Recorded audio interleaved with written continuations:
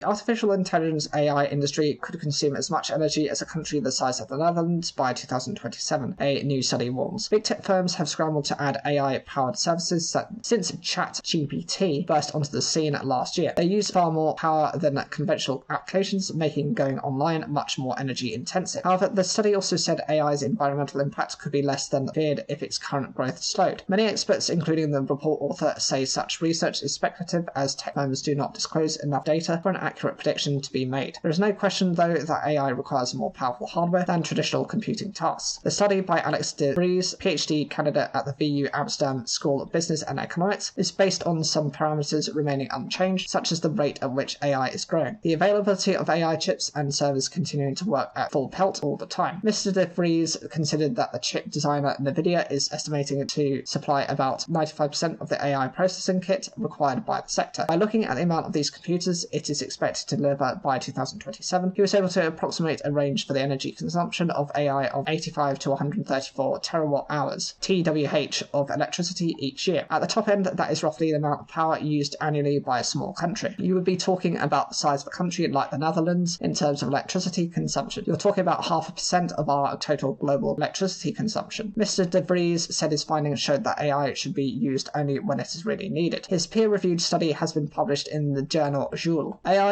systems such as the large language models that power popular chatbots like OpenAI's ChatGPT and Google's Bard require warehouses full of specialist computers called data centers to work. That means the equipment is more power-hungry, and like traditional kit, it also needs to be kept cool using water-intensive systems. The research did not include the energy required for cooling. Many of the big tech firms don't quantify this specific energy consumption or water use. Mr. de Vries is among those calling for the sector to be more transparent about it. But there is no doubt demand for the computers that power AI is mushrooming, and with it, the amount of energy needed to keep those servers cool. Danny Quinn, boss of the Scottish data center firm Data Vita, said his company has gone from receiving 1 or 2 inquiries a week at the start of 2023 about using his facility to house AI kit to receiving hundreds. He also described the difference in energy use between a rack containing its standard servers and one containing AI processors. A standard rack full of normal kit is about 4 kilowatt hours of power, which is equivalent to a family house, whereas an AI kit rack would be about 20 times that, so about 80 kilowatts of power. And you could have hundreds, if not thousands, of those within a single data center. He added that Scotland's colder and wetter climate provided a natural advantage in helping the data centers with keeping equipment cool, but it is still a huge task. In its latest sustainability report, Microsoft, which is investing heavily in AI development, revealed that its water consumption had jumped by 34% between 2021 and 2022 to 6.4 million cubic meters, around the size of 2,500 Olympic swimming pools. Professor Kate Crawford, who wrote a book about AI and its impact on the environment, said the issue kept her awake at night. Speaking to the BBC in July, she said, "These energy-intensive systems take enormous amounts of electricity and energy, but also enormous amounts of water to cool these gigantic AI supercomputers. So we are really looking at an enormous extractive industry for the 21st century." But there are also hopes that AI could help solve some of the environmental challenges facing the planet. Google and American Airlines recently found pilots could halve the amount of contrails, vapor trails, created by aircraft by using an experimental AI tool to select altitude. Contrails are known to contribute to global warming, and the US government is among those spending millions of dollars on trying to recreate nuclear fusion the way the sun gets its energy. Success here would be a real game changer in the form of a limitless green power supply. AI could speed up the research which has been going on since the 1960s with very slow progress. In February this year, university academic Brian Spears said he had used AI to predict an outcome in an experiment which resulted in a breakthrough. For 100 trillionths of a second, we produced 10 pentawatts of power. It was the brightest thing in the solar system, and